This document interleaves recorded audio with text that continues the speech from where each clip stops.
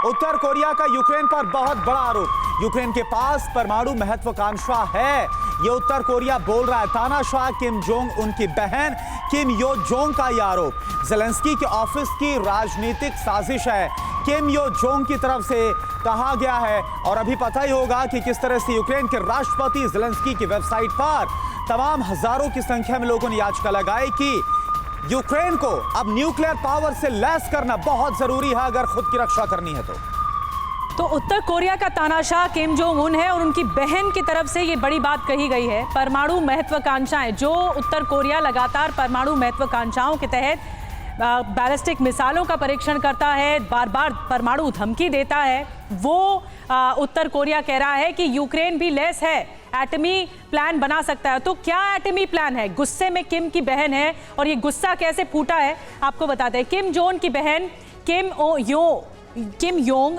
Ukraine पर आग बबूला हो गई हैं। यूक्रेन एटमी हथियार की चाहत रखता है, ये उन्होंने कहा है किम योंग ने, जो कि किम जोंग की बहन है। परमाणु हथियारों के लिए ज़ेलेंस्की का ऑफिस साजिश रच रहा है। ऐसा कर यूक्रेन अपने लोगों को खतरे में डाल रहा है।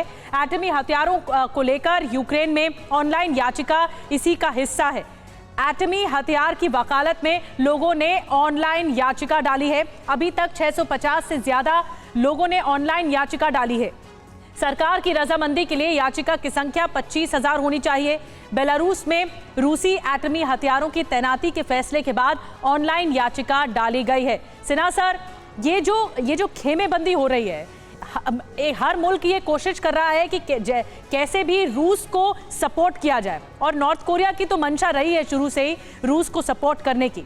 अब जो किम योंग, जो बहन है किम जोंग की, वो नाराज हो गई हैं कि यूक्रेन की मंशा है, महत्वाकांक्षा है कि एटमी हमला हो।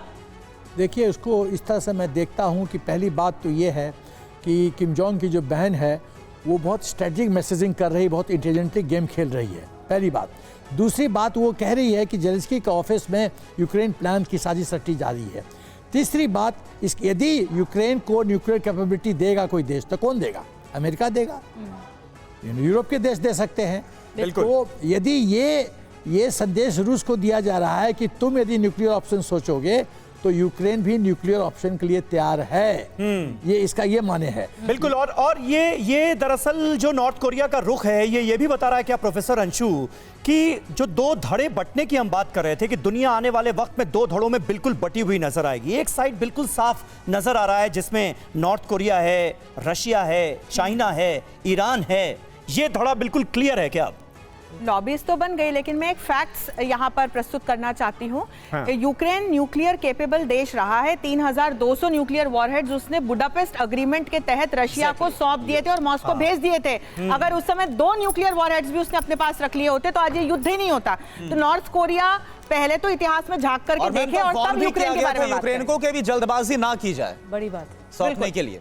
राठौर सर, मेरा सवाल आपसे है कि देखिए, बड़ा हास्यास्पद है, किम जोंग की बहन ये बोल रही कि महत्वाकांक्षा रखते हैं, तो क्या महत्वाकांक्षा रखना भी गलत है क्या? यूक्रेन के लिए वो देश बोल रहा है, वो उत्तर कोरिया जो आए दिन न्यूक्लियर मिसाइलों का परीक्षण करता रहता है। देखिए, यूक्रेन वॉर में नॉर्थ कोरिया का कोई स्टेक नहीं है और नॉर्थ कोरिया पूरा दुनिया जानती है कि उसके पास न्यूक्लियर वेपन्स हैं।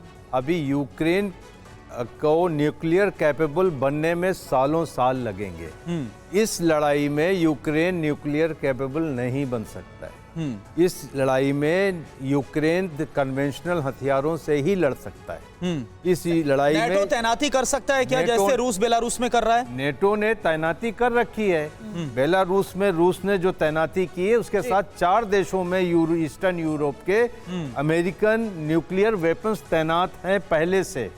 तो ये बात कही गई कि बेलारूस को लेके आप क्यों तिल मिला रहे हैं, आपके तो 4 जगह लगे हुए हैं। तो ये पोस्चरिंग जरूर चलेगी, लेकिन ये लड़ाई जो है वो कन्वेंशनल लड़ाई वेपन से होगी। हाँ, अगर आप रेड लाइन क्रॉस करते हैं और वो रेड लाइन होगी क्रीमिया।